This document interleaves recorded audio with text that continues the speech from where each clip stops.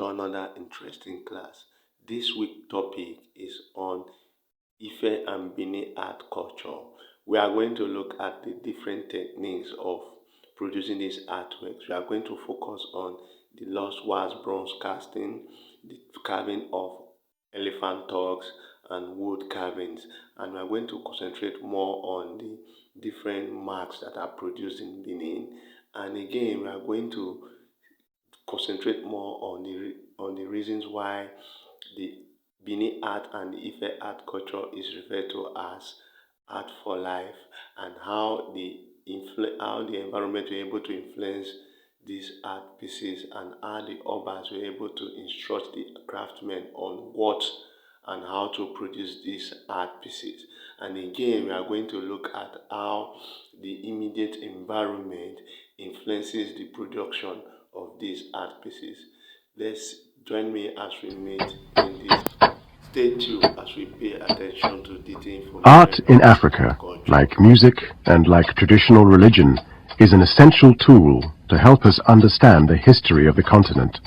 From rock paintings to wood sculptures, from terracotta pots to bronze masks, all give us a unique insight into the past. These works were not made as art for art's sake as they are in the West. They're really art made for life's sake. They played a very important role in the lives of the people who made them. They were not meant for museums. They were handled, they were fondled, they were part of the entire society. Artwork records many of the great events in Africa: foreign invasions, royal ceremonies, religious worship. But art also gives us a window into the small domestic details of day-to-day life.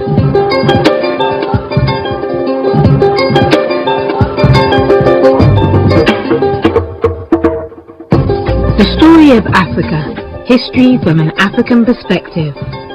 Part 12, The Art of Ife and Benin, presented by Hugh Kwashi.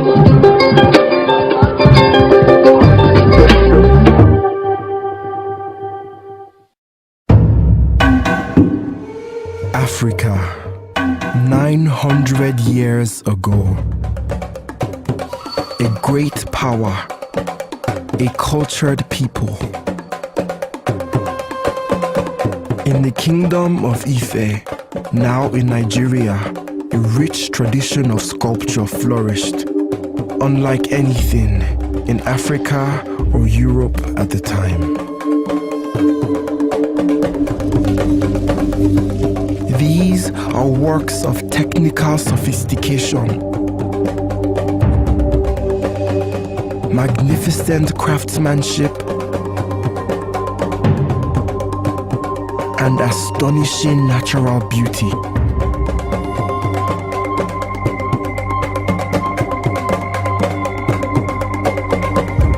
Come to the British Museum and connect with the humanity, the mystery, and the art of Ife.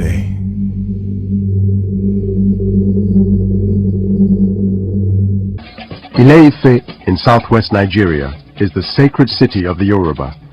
According to traditional belief, it was founded by Oduduwa, the son of Olorun, god of the sky, and became a powerful cultural and spiritual center. The art of Ife dates from around the 12th to the 15th century, though the earliest pieces may be much older. It is made up of work in terracotta, bronze, and stone. Some of the sculptures are heads or busts of human figures, others of animals. The naturalistic pieces of Ife are truly the most naturalistic African art pieces you can find. They cannot be ignored. Dr. Ohioma Pogoson, lecturer in art history in the African Institute at the University of Ibadan. Well, naturalistic, that is a true representation of human and animal forms, and it was comparable to that of classical Greek and Renaissance Rome, for example. And so the earliest Westerners to interact with Ife art originally thought that they were not works of art of black people.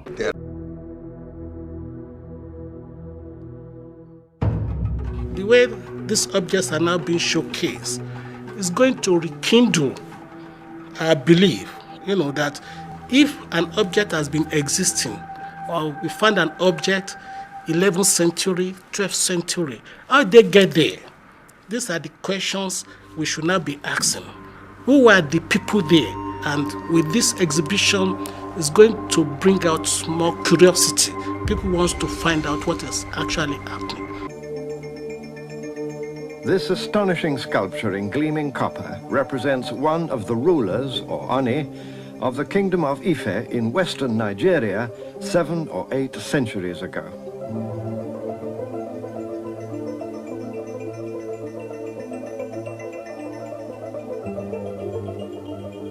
And yet when these superb sculptures first came to the attention of Europeans, only as recently as 1910, the experts at once pronounced that Africans could never have conceived or made them, and that some wandering European must have been the artist.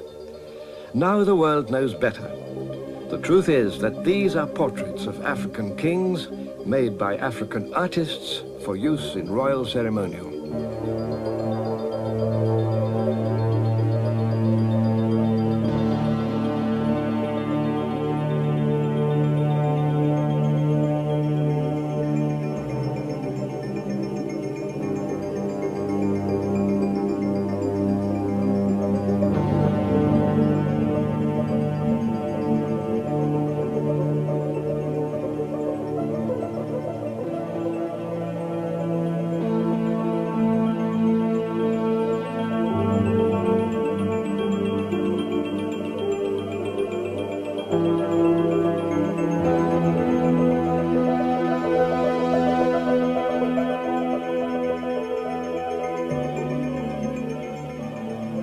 What's important about these ones is they're full standing figures. They show the Oni, or the king of Ife, at the moment of coronation. So he's wearing a crown, he's holding a horn with medicine in his hand, and he has a staff in the other hand, and he has this regalia of red parrot feathers on his chest. It's beautiful. Why are these images so important? They're so important because they're equivalent to the medieval sculptures in cathedrals today. So if you look for the image of Henry VII or of Richard II, these are the same date, and yet they have much more detail, they have much more humanity, and they have much more individuality than the sculptures being done in Gothic and early modern Britain. Absolutely, absolutely. The head of Ife is 3/4 life-size and named after the town of Ile-Ife in Nigeria, where it was dug up nearly 70 years ago. It's hollow and made of leaded brass about 1 centimeter thick. The head wears a crown that was originally painted red. Over the centuries, the once shining brass face has taken on a natural green patina. The head of Ife is thought to be as much as 800 years old. This object over here was the first object from Ife to enter a museum collection. It came to the British Museum. It's one of 2 objects from the British Museum in the exhibition, and it came here in 1896. And it is a quartz or quartzite stool or throne, and it shows an enormous elephant trunk, and on it would have sat the Oni, or the king of Ife, with his legs astride the elephant trunk and his feet on a stool, because of course if he was king he mustn't touch the ground. Early excavations of Ife sculptures were carried out by the German ethnologist Leo Frobenius. On finding brass and terracotta heads in the Olokon Grove in Ife in 1910, he was astounded by the quality of the artwork, describing it as eloquent, of a symmetry, a vitality, a delicacy of form directly reminiscent of ancient Greece. But, he continued, it is proof that once upon a time a race far superior to the Negro had settled here. Like many other Europeans at that time, Frobenius simply couldn't accept that such art could be of African origin. Indeed, he found it more probable that the sculptures had come from the mythical lost Greek colony of Atlantis. This, despite the fact that the sculptures clearly depicted black African features. Although it was the naturalistic faces that had impressed many Westerners, the Ife craftsmen had also produced other heads that were conical and much more abstract. Professor Roland Abiodun. It meant that there were two types of head: the outer naturalistic head and the inner spiritual head. The inner spiritual head is the one that is more important and more powerful than the outer spiritual head, which is why the Yoruba always pray that may your inner head not spoil your outer head. According to the Yoruba myth, one of the sons of the deity Oduduwa left Ife to found his own kingdom in Benin. Ife antiquities first really came to light in 1910. What happened was that a German adventurer and anthropologist called Leo Frobenius had heard about the mythic kingdom of Ife, and he decided in 1908 to go there. He went there in 1910. He took a man called Martius with him. They spent 3 weeks there. They got a team of Africans. They burrowed into the sacred grove underneath the ground. They found terracottas. For the first time you have here a cast of a terracotta head found in 1910, the original in Berlin, back together with the original headdress, which is still in Nigeria. For a few weeks in 1910, Frobenius carried out excavations and unearthed many terracotta and stone heads. But he was also shown a brass head, which he was told was Olokun, the Yoruba god of the sea. He photographed it for his book, The Voice of Africa. It bears a striking resemblance to the head of Ife in the British Museum. He thought it was of Greek or ancient European origin. He identified it with Poseidon, with the god of the sea. He identified the kingdom of Ife with the lost kingdom of Atlantis. And he wrote all of this up, and indeed it was published in the Illustrated London News over there in 1910. What happened in order to disprove all of this was over there where those people are two small brasses excavated in 1939 by Thurston Shaw, Igbo Ukwe brasses. One is of an elephant head, and those are about 1,000 years old. And they proved that this was an autonomous African tradition. Finds expression in such diverse activities as weaving, basketry, beadwork and jewelry. But it is in sculpture that the continent is often viewed as having excelled. And it is from Nigeria that 1620 shows the King of Benin riding out to receive the plaudits of his people. The first Portuguese visitors had brought back many stories of the Oba's military might, and thought him so powerful that they took back an ambassador to Lisbon to be received by the King of Portugal. The Oba was a human god, so sacred that no commoner could look in his face. On the few occasions he left his palace, he was preceded by musicians and leopards, the symbols of his power. He owned dwarfs, just as European kings did at that time. I'll travel to modern-day Nigeria, where the Kingdom of Benin reached its height in the 16th century. The center of power of the Kingdom of Benin was Benin City. Today it's one of Nigeria's thriving cities, home to over 1 million Africans.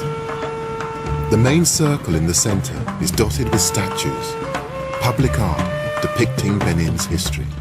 For 600 years, until the late 19th century, it dominated this part of West Africa. But the kingdom's former scale and power are not immediately obvious, unless you know where to look.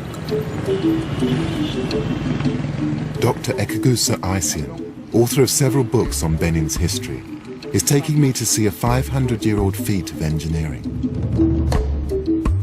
At the kingdom's height in the 16th century, a series of moats and earthen walls protected the city and its surrounding land. It was a defensive system that consisted of a ditch and then a rampart. What little survives is overgrown and barely recognizable. But archaeologists have found evidence of a vast network of trenches and walls, up to 9 meters high. They zigzagged around the city area for an incredible 4,000 miles. Benin really was the capital of this part of Africa. That is the eastern part of the west coast of Africa, Benin was the principal town. It was an important center of the culture of this part of Africa. It was an important center of the political reach along this huge area of the eastern portion of the west coast of Africa. The kingdom was governed from a vast palace by a hereditary ruler, the Oba. And his subjects were animists, believers in the idea that souls and spirits existed not only in humans, but in animals, plants, and the earth itself. At its height, it exerted political, military, and economic control over an area stretching almost 40,000 square miles.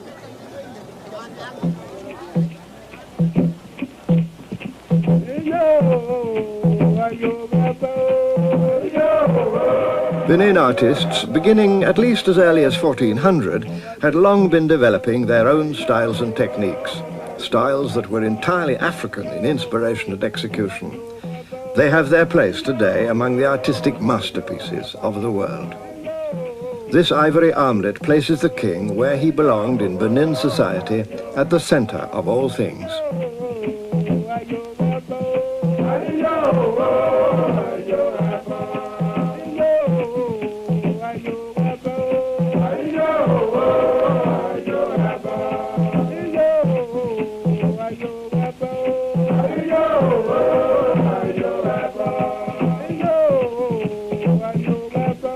Plaques in brass, which once adorned the walls of the Oba's palace, reinforce the power and mystery of the king.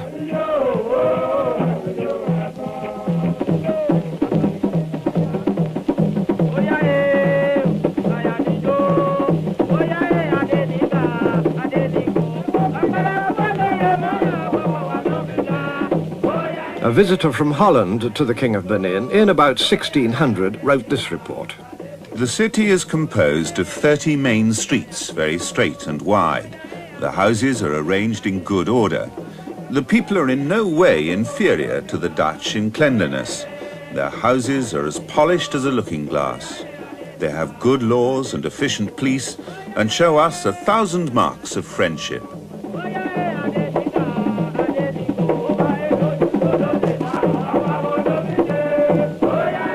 The Oba, king of men, could handle leopards, the kings of the forest, like toys. From his waist sprang mudfish, symbols of power over sea and river, whose guardian was Olucon, archangel of the waters.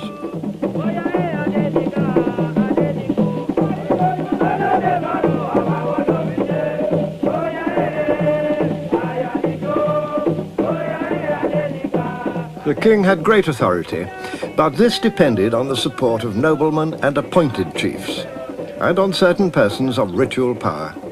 Among these were the Queen Mothers of Benin, one of whom is shown in this memorable head, sculpted in about 1550.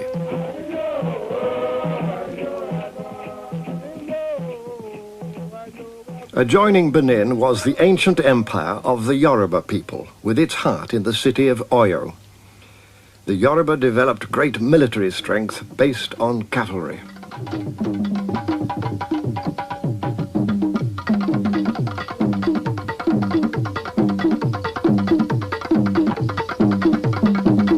Production of art in Benin, capital of the Edo Kingdom, appears to have started around the 15th century, although it's been suggested that the kingdom, and possibly its art, was in fact much older.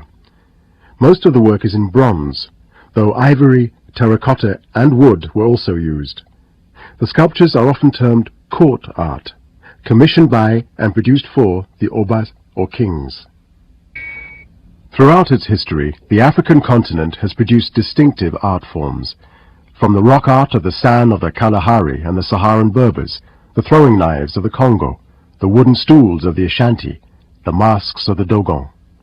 Hugely diverse and highly sophisticated art forms which have evolved over thousands of years.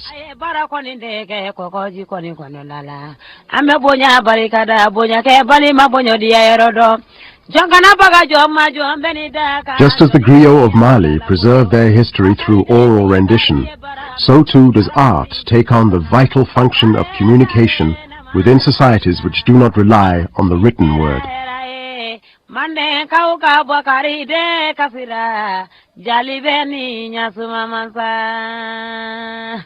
Dr. Omotoshu Eluyemi is the Director of National Museums and Monuments in Nigeria. It's our form of history book. Even in those days, when writing was not known in Yoruba land, our artworks go to tell people of what stage of history we are, how history is written, how history is being documented. The Oba was responsible for maintaining the guilds of bronzesmiths, woodcarvers, and beadworkers. He commissioned the artwork, which is for the glorification of the kings and the veneration of royal ancestors. The Benin craftsmen did not limit themselves to sculpting busts and faces. They also designed intricate plaques, which recorded the day-to-day activities of the court and kingdom.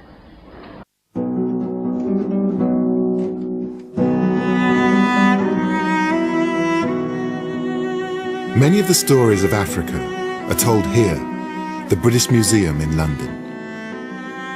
This is where thousands of artifacts, collected, bought, and taken from the continent, ended up.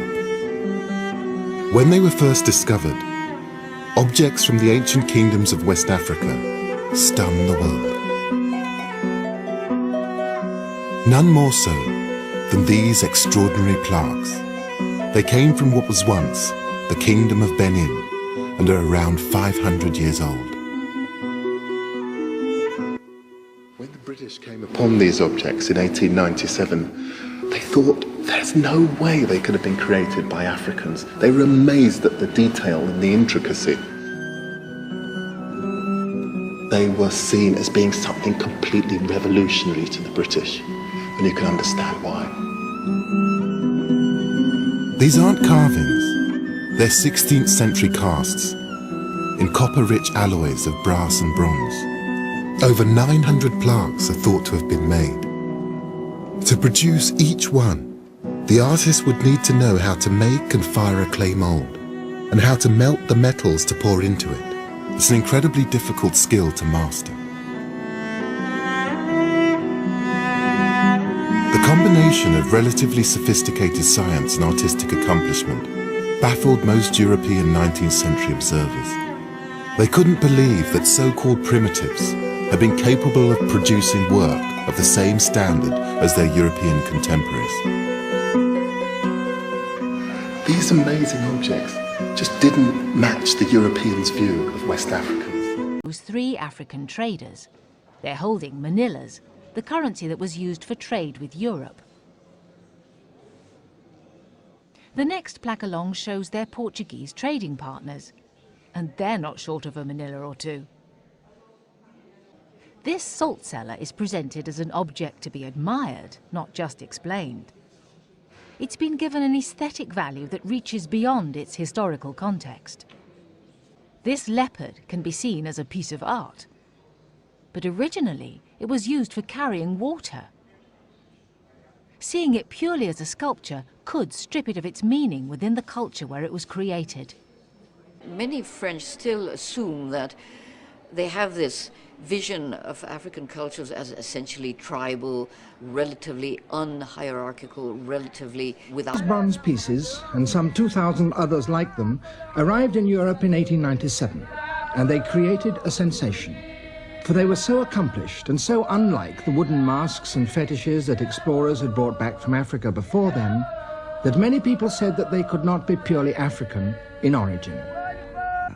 And today, the treasure of Benin is dispersed among museums and collections all over the world, in Britain and America, Germany, Russia, Switzerland, Sweden, France, and Australia.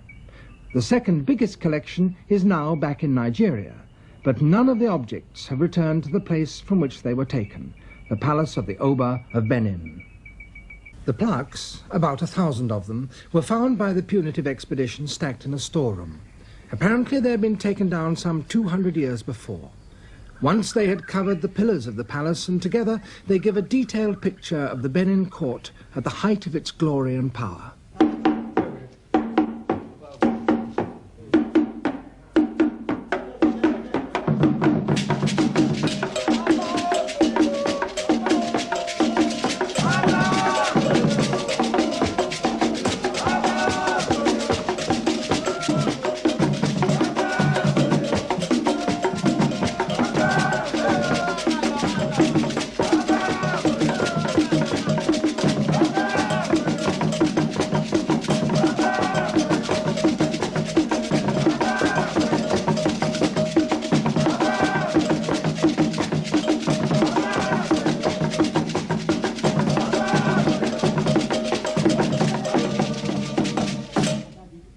On the few occasions that the Oba left his palace, his sacred body had to be protected from the rays of the sun by the shields of his chiefs. His attendants, going before him, carry leather caskets containing kola nuts for the Oba to distribute as a gesture of patronage. Until the end of the 16th century, metal was in such short supply that the craftsmen were extremely sparing with it. The bronze of the earliest pieces is of eggshell thinness, and the delicacy with which the original wax was modelled and covered in clay was so great that little filing was necessary. So the disciplines imposed by a scarcity of metal contributed to the development of a style which surely represents one of the high watermarks of sculptural inspiration in all Africa.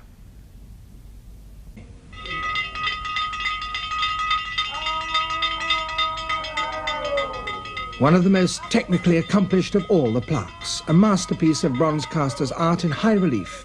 It shows the Oba fulfilling his sacred duties by sacrificing a cow.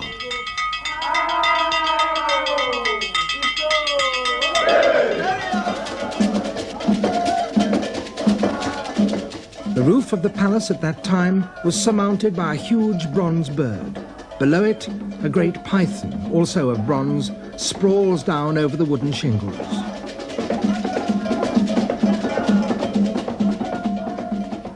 The pillars supporting the roof were covered with plaques, and the entrance to the palace was permanently guarded by warriors.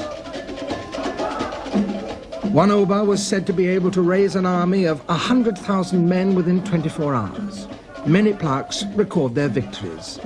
This is a prisoner with a brutal sword wound across his chest.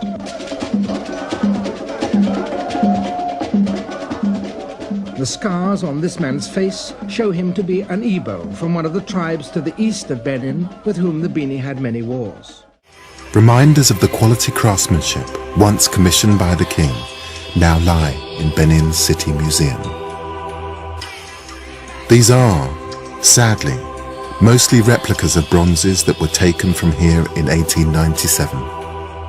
But even so, I'm struck once again by the intricacy of these objects. It's always the detail that shocks me when I look at these Benin plaques. I mean, the whole thing is very much like a historical document as much as a piece of art. I mean, this is depicting very particular people, and you can imagine them in all of their finery, because you can see it actually depicted here, the detail of the textiles, the layered textiles that they're wearing. Many bronzes depict 16th century obas, and they are records of specific events, such as military victories which expanded the kingdom. This, for me, will be Oba Essegie returning from fighting the Agala triumphant with his retinue. Oba Essegie bolstered the kingdom with the help of the Portuguese, who provided weapons and mercenaries for battles. Many of the plaques were made during his reign. The Portuguese also brought the metal, which enabled the bronze casters to immortalize his exploits. But this craft predates the arrival of the Portuguese, so there must have been another source of copper for the bronzesmiths. When this plaque was made, the Portuguese had been in touch with the kingdom for something like a century, and they too appear on the plaques. They're shown with such accuracy that it's possible to date them from the details of their clothing. This man must have been in Benin in the early 16th century.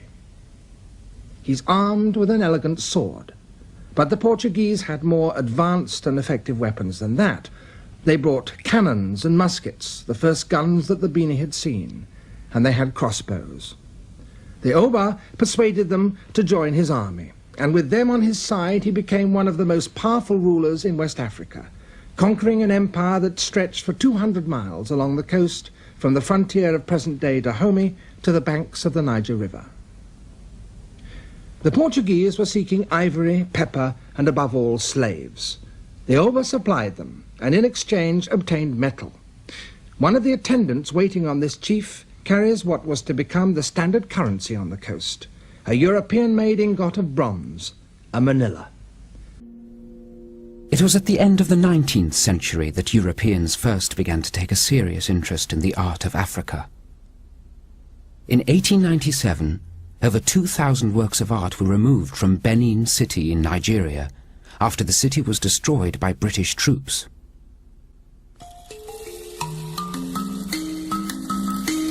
The Benin bronzes stunned Europeans who saw them.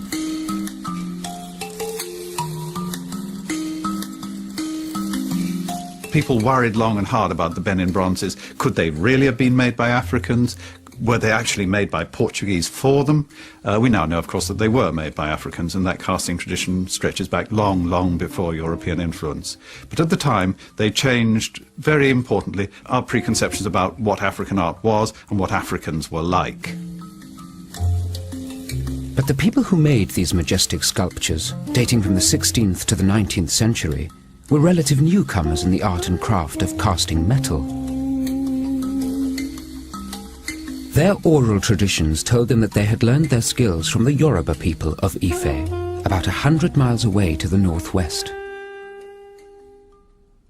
In fact, this Benin bronze of a man on horseback has been interpreted as a metalsmith from Ife, bringing the knowledge of casting techniques to the people of Benin. European experts might argue about the origin of this superb technique, but to the Bini there is no mystery. Their traditions state that it was taught to them by bronze casters from the sacred city of Ife, to which the kings of Benin paid homage. But no one in Ife today casts bronzes, and there's little solid evidence that anyone ever did, until in 1938, digging the foundations for his house, a man discovered 18 superb bronze heads. They were lying close to the palace of the king, the One of Ife. Archaeological evidence suggests that these bronzes were made several centuries before the Portuguese arrival in West Africa, perhaps as early as the 12th century. So wherever else the tradition has its roots, it's not in 15th century Portugal. But were they also the inspiration for the bronzes of Benin? There is more than tribal tradition to link the two. This little figure was dug up in the palace in Benin, but from the regalia on its chest, it can be recognized as an image of the One of Ife in full ceremonial robes, and exactly the same regalia is modeled on one of the bronzes that was found in Ife itself. So here, almost certainly, is the source of the techniques and traditions of the bronze casters of Benin. But to see these lovely things, you have to come to Africa, for all but one of them lie here in the country of their origin. Unlike their descendants, the Benin bronzes, which, as a result of that rash expedition by Vice-Consul Phillips back in 1897, are still scattered throughout the world.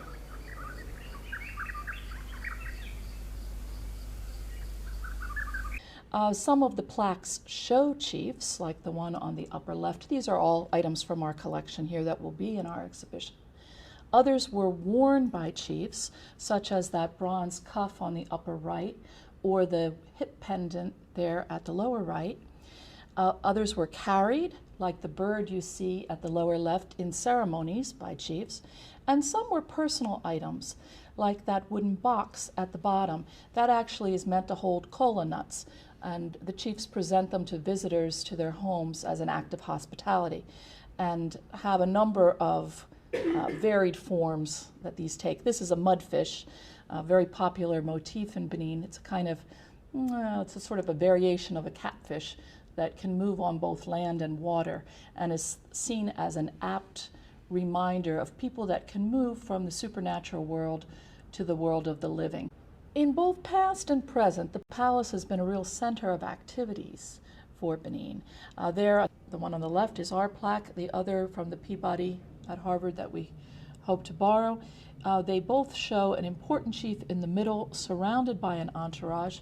Hieratic scale is at work, so the chief himself is not only centrally placed, but he's much larger than the other figures. And in fact, rank on the one on the left is very much determined by size. There are some very small figures down here, and above, musicians, tiny musicians, medium-sized accessory holders, and much larger warriors flanking this central figure. And this concept of entourage is even one that's operative on the Oba's altars, where statues of courtiers, not just statues of the Oba himself, but of various courtiers, were placed on ancestral altars to provide him with an image of entourage throughout the ages. Coral B, this is another of our plaques. You might see that the chest of this particular individual looks rather oddly swollen at the top.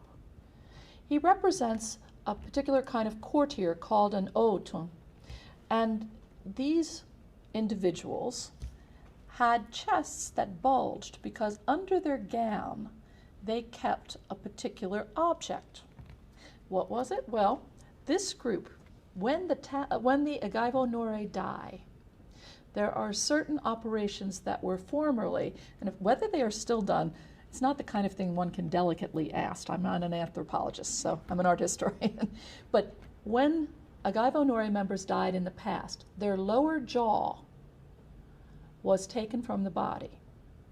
And, was, when it was bone alone, it was given to these men to wear under their clothing when they were in royal processions to remind the Agaivo Nore members who were living that the part of them that argued with the Oba was now the Oba's property.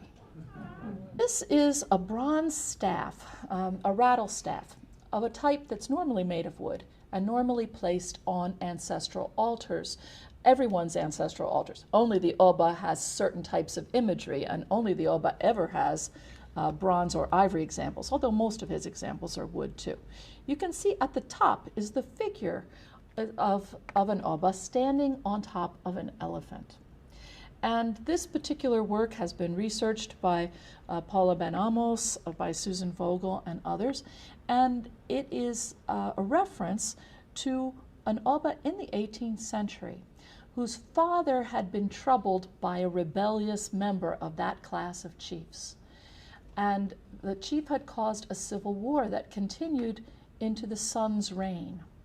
Finally, that chief, that rebel, his back was broken, so to speak, and he was represented by the elephant.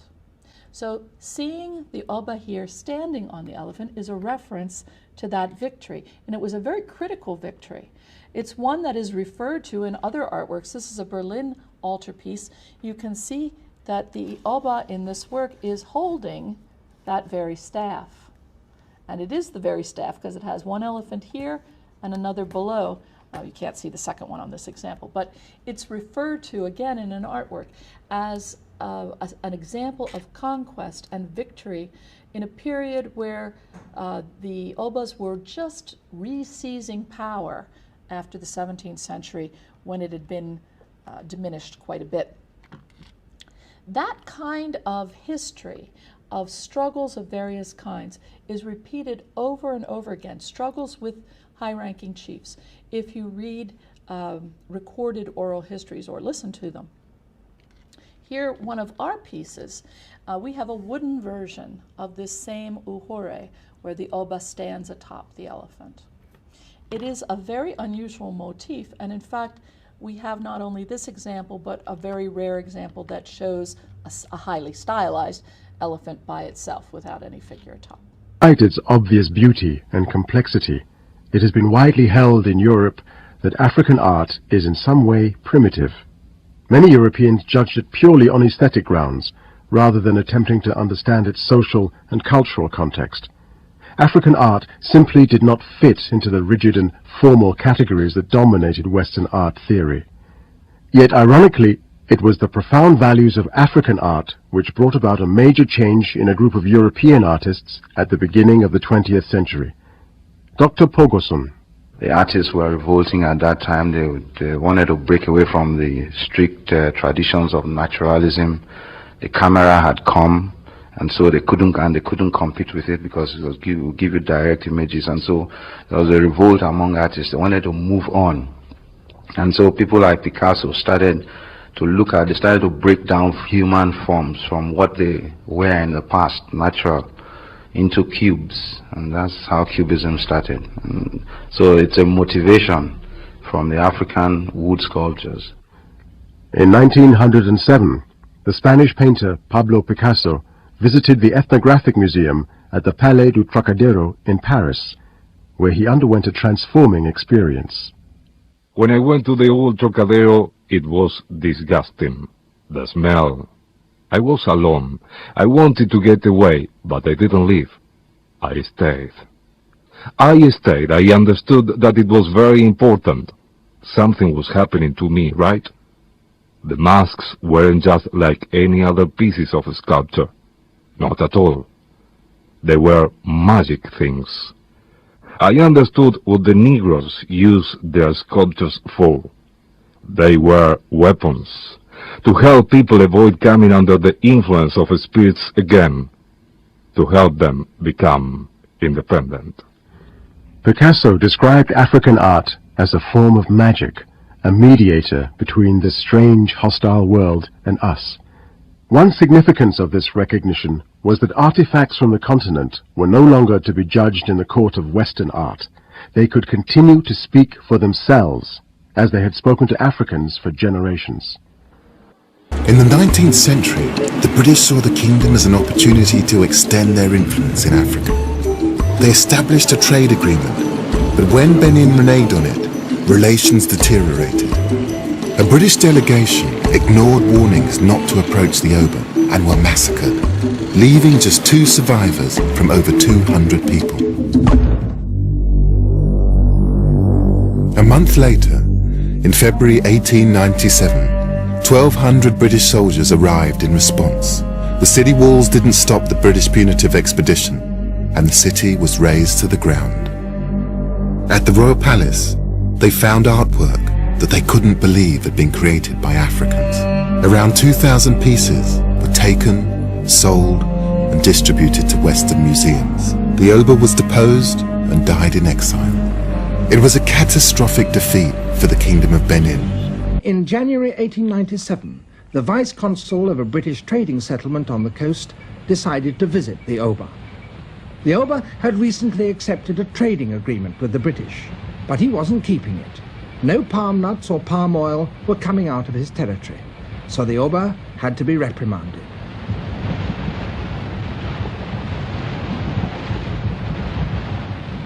The traditional way to reach the city was to travel up the mangrove-lined creeks of the Niger Delta to the village of Ugoton, which marked the frontier with the Benin Kingdom.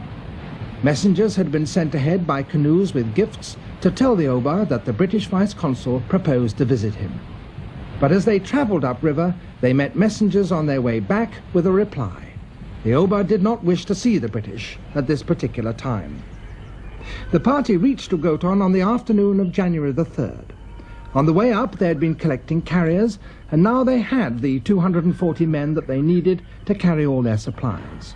But here there were more messages from the Oba telling them not to come. The local people gave them vehement warnings.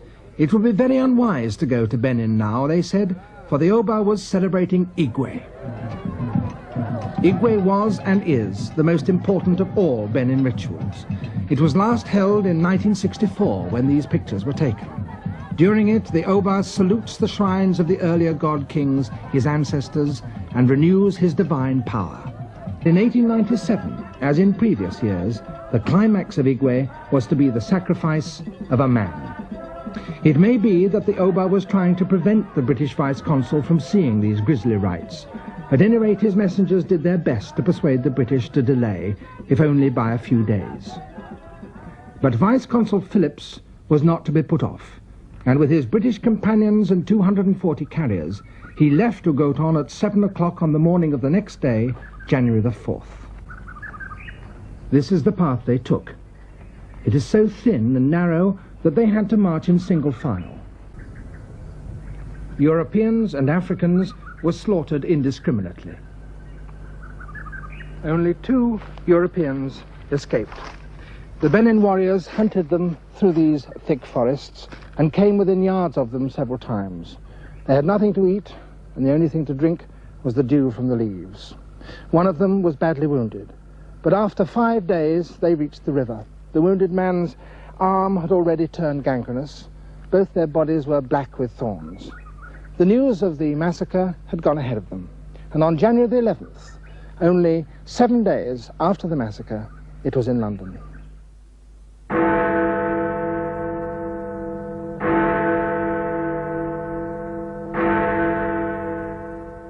A punitive expedition had to be mounted. The British government summoned ships from the Cape and the Mediterranean. Marines were dispatched from England. By the first week of February, 1,500 men had begun the march on Benin. The battle was fierce, but inevitably short. The Bini tribesmen had no chance against Maxim guns and rockets. On February the 18th, after 4 days of sporadic fighting and only 6 weeks after the massacre, the British took Benin City. In the abandoned palace, the victorious soldiers found wonders and horrors.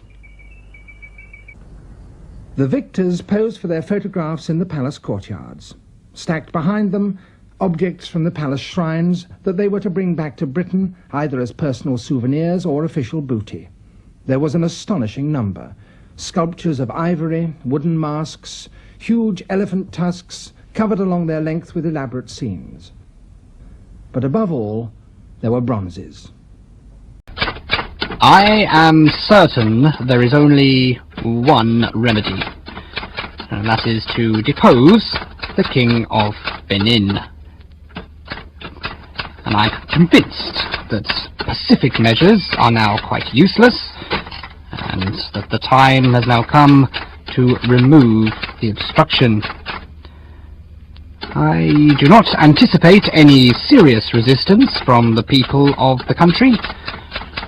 There is every reason to believe they would be glad to get rid of their king.